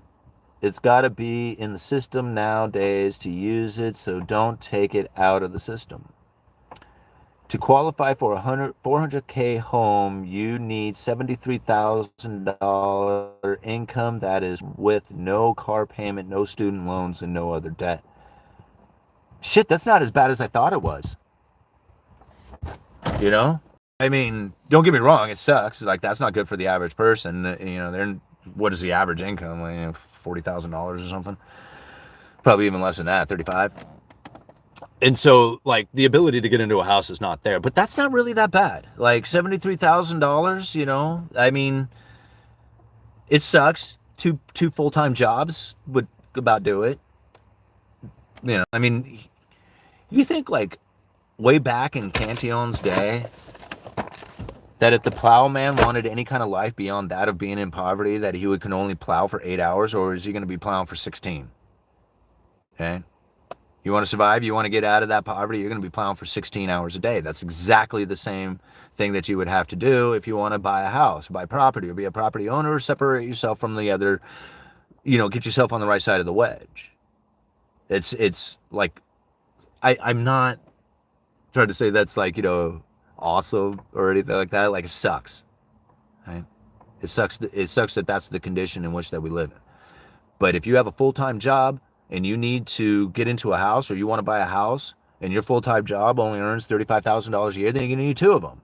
That's just all there is to it, right? I mean, you can't wish and hope and dream that somebody's going to change that. That's not the case. The case is you need two jobs in order to get to that house, and that's just all there is to it. And and if you can do it, then you'll be able to get on the other side of the wedge eventually. And that's the whole point. It's just like, this isn't a system that is fair. Like, it's not going to be fair. There's no fairness to it, right? It's survival of the fittest.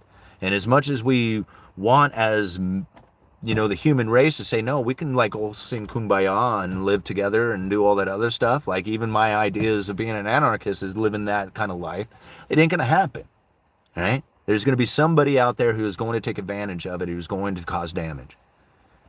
It's best to see it. It's best to see it for what it is. All right, let's go check it out here. We got Douglas with $2. U.S. in decline, are producing countries rising. Well, okay. I mean, you think about it. Let's take China, for example. I mean, over the last 20, 30 years, they have really risen as a manufacturing powerhouse. What happened to them, right? So they've risen as a manufacturing powerhouse. Their income increased. Their standard of living increased. And then what happened to their manufacturing base? Right? Now their manufacturing is finding other places to be, not only due to the efforts of the United States to inflict punishment like tariffs upon them, but just the simple fact that it is cheaper to manufacture in other locations. This is not something that is any different than what history has proven before. It's all part of the Cantillon effect. And so, yeah, what was the original question? Oh, so yeah, producing nations would rise. Like, if you are a poverty-stricken nation who has people who are becoming industrious, and they start producing and providing products and services to the world, bringing in cash flow into that nation, you are going to see a rise in the standard of living, and you're going to see those nations rise. Now, what's pretty interesting about it is that you will find nations out there who will actually try to prevent that from taking place. Right? People will wonder, like, well, I come from a nation where they don't allow, a business owner to have a business if there's already businesses there that exist that are that business, like socialist countries and stuff. Well, you think about what it is that they're really attempting to do is they're trying to prevent you from moving into luxuries and destroying your own production nation. Right? It's sad.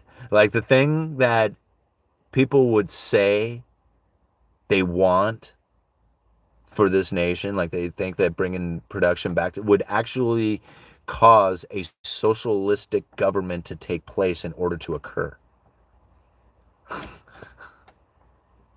Right? See, that's the problem with this, with what it is. Like, the free market would make the rise, but it takes a socialistic government to prevent it from collapsing. But in order to have that, the people need to be deprived of being able to produce and acquire that which would provide them with the higher standard of living. Right? I hate it. I don't like anything about that. Like, none of it. Right? That's why I look at it for what it is and say, man, there ain't no good system. There ain't no right system. None of that stuff. The only thing is what it is that I can do about it. Myself personally. I cannot expect anybody else to change anything about what it is that they're doing. Right? And so by doing that, now it gives me the ability to recognize it for what it is and to say, okay, man, you want all this manufacturing to come back to the United States? Guess what? Your job pay is going to get hacked. Your standard of living is going to fail, all right? It's going to fall dramatically in order to bring this manufacturing back. Do you want that? Hell no, nobody wants that. You want to sit around, watch games, eat food, and, enjoy cell phones and get fat? Well, then we have to keep issuing out U.S. Treasury debt. All there is to it. Mr. Horology, that is the beginning. What are we talking about here? Uh-oh, Benny up in the house. All right, Benny, Simon was waffled on his decision. I'm sure you will as well, just because you will get tight for a while. Are we talking about buying the house? Buying the house was tough, yo. It was hard. It screwed with me mentally. It was a difficult decision. It was hard to get through, the whole process of it. Now I'm sitting in a position, it's like, man, I don't know what the hell I was worried about. Right? Now it was like one of the greatest things I had ever done. However, at the time, it felt like it was the worst decision. Like, it was like my anxiety was just ripping. By the way, I watched Inside Out 2 last night. We the family and I went to the movies. They wanted to watch Inside Out 2. And it was, I don't know if you've ever seen this little kid's movie, but it's about a girl who has the emotions living in her head, and each emotion is a different character, and they introduced anxiety into it, and it was so funny. God, it was a great movie. It was one of the first times that I had ever been to the movie theater where at the end of the movie I heard applause. Like, everybody in the theater clapped. It was funny. It was so cool. Mr. Horology, that is just the beginning. We already read that one. Okay. No debt, no luxury living. That's right. That exactly, Pedro, 100%. Benny, yep, I agree. I mean, that's the thing. It's like, once you understand it, it's like almost like a 7-step process to failure, right? And it's like so. It is so prevalent within the economic forces that you could almost relate it down to your own personal being. Whether it's a person, a corporation, a country, it almost always happens the same way. And it starts with the rise of industrious people. All right? The moment that you start to become industrious, you're smarter, more creative, you're productive, whatever it is, your industriousness, you start doing something of that nature, right? That starts becoming, providing for other people, whatever. The next thing you get is that production and savings, right? So that's where a strong economy is built. Most people, when they start off in life, they can't really do anything. They're not very smart. They're trying to hone their skills. They're 18 years old, whatever. Same thing with the nation as they're rising. As time goes on, you get better at what you do and you start earning more money. Now, same thing happens for everybody. You start producing, you become a producer, or you become industrious, you become a producer saver, and you start raising your standard of living, right? Number 3, you want a better life. You want a better house, you want a better car, you want a better living, or lifestyle, whatever it is. You start increasing your living. That moves into part 4, which is the rise of luxuries, right? This is the same thing for everybody, no matter what. That fancy car, the fancy clothes, the fancy vacation, the fancy food, whatever it is, it's fancy luxuries, right? That right there, that move into luxury is where the problem really begins, because that starts creating the price increases, right? That's where foreign manufacturing starts finding its way in. As foreign production starts finding its way in to compete with the domestic manufacturers due to the rise in luxuries, you find domestic manufacturing leaving. This will continue until the new money pours off, right? What you will find is when the new money pours off, everybody falls into poverty, right? So it's really like a 7-step process that takes place, right? Industrious people, saving in production, rise in the standard of living, luxuries, foreign production, domestic manufacturing failing, new money turning off, and everybody falling into poverty. 7-step process, right? And that's what I come up with after reading the Cantillon essay. Yeah. And then little changes in between that. And how long it takes is really anybody's guess. What happened? What Simon is describing has been happening to China lately. Bitcoin can become as low as a fraction as needed, so that argument is useless as well, sir. I don't know which one you're talking, sir, but Bitcoin cannot be used as a world reserve currency because of the exact thing that you just said. It is a constant deflationary currency. There is no reason for me to produce and sell something. If I have to sell it for a cheaper price going into the future, I would be less likely to produce. Deflationary currencies, like even gold, proved itself useless after the United States had acquired it because it denied the rest of the world the ability to do transactions. And that's exactly what Bitcoin would do. The most industrialized nation will hoard all the Bitcoin for themselves, denying the rest of the world to be able to do transactions, and they will begin to fail. The nation that had hoarded the Bitcoin will have no other choice, either to 1, relinquish the Bitcoin, meaning they fall into poverty, or 2, they hoard the Bitcoin and start issuing out debt. Which one do you want? Right? It doesn't work. Understanding Gresham's law, understanding Triffin's dilemma, understanding the situation that was created that put us, the United States, with the fiat currency in that world reserve currency status is critical to understanding why it is that Bitcoin would fail as a world reserve currency. Gold would fail as a world reserve currency. The next world reserve currency is going to be digital, central bank, stable coin in nature. It will not be a fixed currency. Cannot be gold, cannot be Bitcoin. Period. End of story. Gresham's law has proven it. Right? Triffin's dilemma proves it. All right. I am your emotion. I'm called pessimism. Thank you, Benny. Cement houses are cheaper anyway. Let's see here. What did Benny say? Because I don't believe in cement houses. There's something to be said about the 7 deadly sins as it pertains to the people and their relationship with money and debt. Interesting. Yep, Simon spoke about it on a stream a few weeks ago. Very happy you asked the same question, Sylvia. What are you guys talking about? Okay. Let me go back and find that. What are you guys talking about?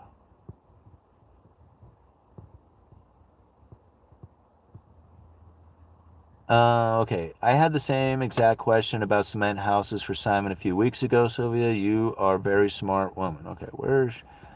I want to find this question. Now I'm curious. What about cement houses? Oh, that's it? Oh. Okay. Here's the thing about cement houses. You need cement. Right? And you need access to cement. Not a big deal unless your house is remote, like not anywhere close to here. If that's the case, then you could literally piece a house together with an S10, like a little tiny pickup truck. You could probably get all the parts and pieces you need to build a house, and you can truck it wherever you need to. You can't really do that with concrete. You need concrete facility, you need concrete mixing trucks, you need to be somewhere near that location. Now, granted, most urban areas and places that you would build a house have like facility to concrete, right? Or have concrete facilities that you would have access to. So that leads me to think about, okay, well, what about weather conditions, right? To build concrete houses. Now, I granted you could probably do it in a lot of conditions, but here in the Pacific Northwest, it rains 9 months out of the year, right? Which isn't necessarily favorable, I would believe, to concrete pours, right? Like, I mean, I guess like I've done it in the rain. It's not exactly good times, especially if you're doing slabs. You can't really do it without screwing it up, you know? So, like, pouring concrete in the rain can be, kind of questionable in itself. Wood framing in the rain, no problem. Not fun, totally can do it. Do we do it all the time here in the Pacific Northwest? It's not something that it's not fun, but it's totally doable, right? And so I think about it in that fashion. Like, where is the efficiency in concrete if you have to be within the location and you're also limited maybe by weather permitting, right? So if that's a limitation on it, then I don't really see it. Especially when it comes to like 3D printed houses. Now you really are weather permitted. Now, I heard that there is like, conditions in which that they can build these 3D printed homes in more harsher conditions. I want to see it. Like, I would have to personally see how it is that 3D printed homes would work in the Pacific Northwest. I just don't think it would happen. Right. And again, like, I'm just going off of my own personal view. I mean, I work in the building supply industry. I sell building supplies. I've been in the construction game my whole life. And I live in the Northwest here. So I just let it look at my own area as these reasons. Now, if you really want a big shift and change to what's going to happen in building, I believe it's going to happen in the cross-laminated timber industry. This is something that I have said many, many times. And now, and I'm not somebody who believes in like the green movement or anything, but it's obviously taken place out there within the ideas of governments and whatever. Concrete, very carbon intrusive, right? Very carbon intrusive. The cross-laminated timber is being sold as a carbon reducing building supply, because when a tree grows, the carbon gets locked up in it, and unless that tree is rotting or burning, it stays locked up in the fibers of that tree. So when you take a tree and then you keep it as wood, not rotting or burning, then you can keep the carbon locked up in the tree. This is being pushed in the cross-laminated timber industry. This whole idea that concrete is bad, carbon intrusive, cross-laminated timber is locking carbon up inside of the building. Now, if you're not familiar with cross-laminated timber, it's building high-rises completely out of wood, or hospitals, or schools, or even residential homes, right? So this, to me, is the next movement that is really going to be pushed, because not only is it a green product, whatever the hell that's supposed to mean, but it's not a carbon intrusive product like concrete is, right? And then on top of that, the lumber industry is already going to get very expensive, which is going to push this cross-laminated timber industry, I believe, because the cross-laminated timber industry doesn't need the same type of lumber that is used for building homes. You can use a less quality lumber to build these cross-laminated timbers, and the idea of laminating these pieces together means that you don't have to have a higher quality piece of lumber to use as a stud or a floor joist or something of that nature. So, and again, it takes the less quality wood and makes a quality product out of it. Again, this is going to get pushed going into the whole idea of using green products and, trying to be less impactful on the environment. That's another thing about the cross-laminated timber, is that when you build these buildings, it's pieces showing up to the job site and getting assembled right away, not fabricating on site. Like a typical high-rise gets fabricated on site. There's all kinds of activity and cutting and, putting pieces together that are like fabricated on site, where cross-laminated timber, all the fabrication is done someplace else and literally is craned into place as it shows up to the job site. That's my belief on what's going to happen going into the future. Like concrete, yeah, I mean, it's possible, but it's limited in a lot of ways. Right? And the more people who start doing concrete or using concrete, the more expensive it'll get. So it won't be as efficient as it is today if it was to be in higher demand going into the future. Alrighty. Hempcrete, is something very little known about, extremely environmentally friendly if you buy into the climate crap. Yeah, I've seen the hempcrete thing too, but again, it's just like I think about mass producing houses on a bigger scale, and I cannot find anything that's going to be more efficient and quicker and established. That's probably the biggest point, is established, than framed wood construction. It's just the way the United States does it. People ask why all the time. It's just like because of the efficiency of it. Like we can distribute a house anywhere. Boom. All right.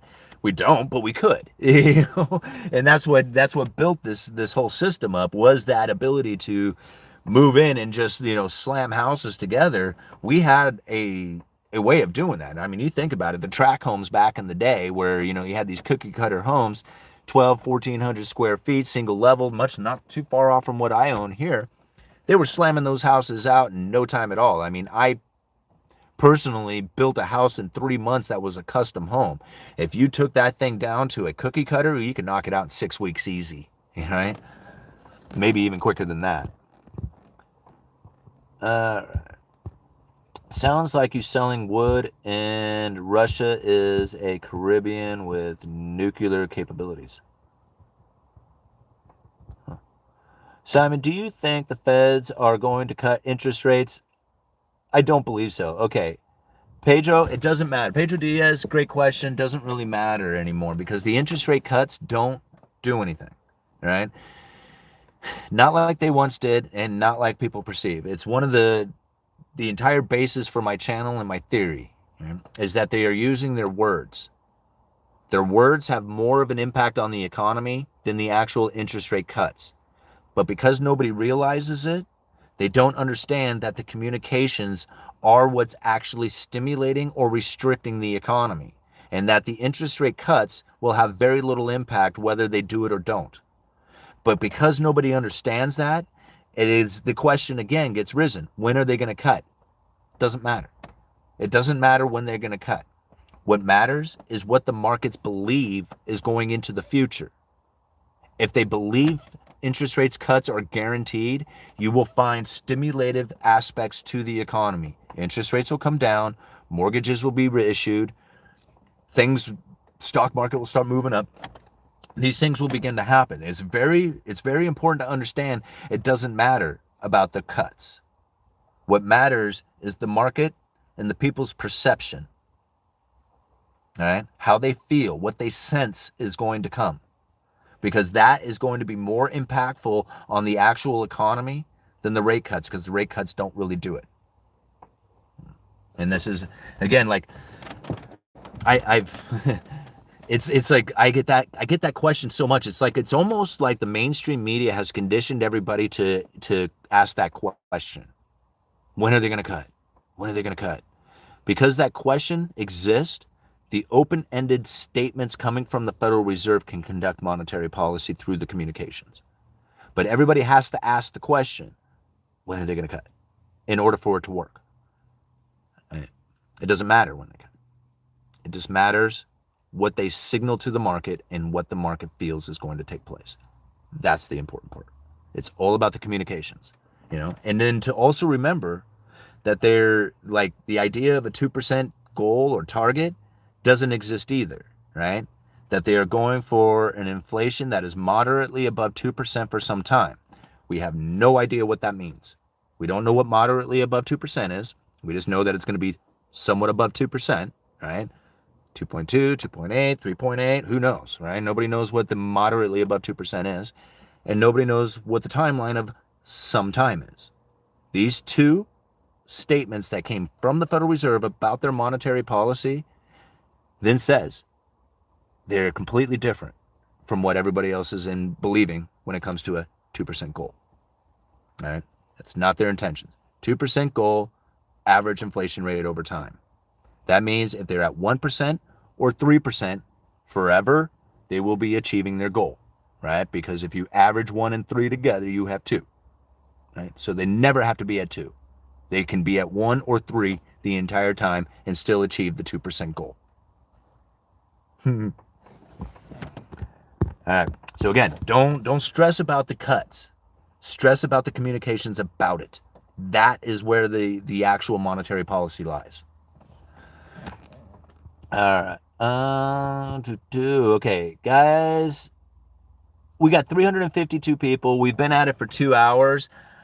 I think I'm going to call it quits at this point. We've had a heck of a good long live stream. This was a lot of fun. I love being out here. I love talking lumber. I love talking monetary policy. And you guys know me. I love the Cantillon effect. This book is available down in the link. There's an Amazon affiliate. You do not have to buy the Amazon or don't have to buy the book off of Amazon. You can go and get this book for free at the Mises Institute. I encourage everybody to go and check that out. Chapters 6, 7, and 8 in part 2, the increase and decrease of money to the state. So telling, so telling, especially the gentleman who is like kind of the Bitcoin advocate. Go and read that. Go and read those 3 chapters. You can get it for free at the Mises Institute. You could probably do it in a couple hours, no problem. And you will be amazed by what it is that you will then see in the economy from the things that have happened here in the United States, all through the rise of production, and here we are in the fiat currency trying to provide the world with the world reserve currency in the times that are possibly facing going into the future. This book does a great job describing a lot of that stuff. Again, this is a 200-plus-year-old essay, so there's a lot of stuff in there that doesn't necessarily, include like that of cell phones and airplanes and that kind of communication, but the deep-rooted economic forces that Cantillon was describing, I think you could find very prevalent today. So thank you very much for being part of the live stream. Thank you very much for those donations. You got $16 in super chats. You guys are always so very supportive of the channel. I really appreciate that. Thank you for hitting the like button. We got 359 people who have liked with 284 people watching right now. It's always so fun to have the algorithm pick up this video and spread it around, so we have a great time here in the chat. And I'm going to get the video uploaded, and we can continue the chat there on YouTube. All right, Uneducated Economist, you guys let me know.